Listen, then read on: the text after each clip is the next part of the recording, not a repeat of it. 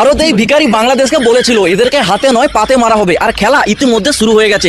ভারতের উত্তর পূর্ব রাজ্যগুলো বাংলাদেশের সমস্ত আমদানি রপ্তানি বন্ধ করে দিয়েছে।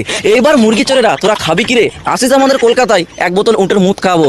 বলেন কে কাকে খাওয়ায়, উত্তরটা প্র্যাকটিক্যালি দেখে আসি। আমাদের ইন্ডিয়ান ট্রাক বাংলাদেশে যাচ্ছে না বলে আমরা আমাদের বাচ্চা কাচ্চা স্কুল ফিরে দিতে পারি না। গাড়িটা বাংলাদেশে যাচ্ছে না বলে আমার বাড়িতে চুলা আগুন জ্বলতেছে না। তো দাদারা বুঝতে পারছো, তোমরা যখন আমাদের দেশে পেঁয়াজ আলু আম পাঠাইতা রপ্তানি করতা, তখন আমরা পেঁয়াজ খাইতাম 100 টাকা কেজি, 200 টাকা কেজি, আলু খাইতাম 80 টাকা 90 টাকা কেজি। তোমাদের দেশ থেকে যখন আসা বন্ধ হয়েছে, আমরা এখন আলু খাই 30 টাকা কেজি, পেঁয়াজ খাই 50 থেকে 60 টাকা কেজি। আমরা 40 টাকা কেজিও পেঁয়াজ খাইছি। তোমাদের পেঁয়াজ কিন্তু নষ্ট হইতেছে। তোমাদের মোদিজির ঘুরছো দ্বারে ওইগুলো এখন ঢুকায় রাখো, ঠিক আছে? আর ওই যে তোমাদের যে সকল দাদারা না খেয়ে মারা যাইতেছে, তাদেরকে খাবার দাবার দেওয়ার ব্যবস্থা করো। আমাদেরকে নিয়ে চিন্তা না করলেও চলবে।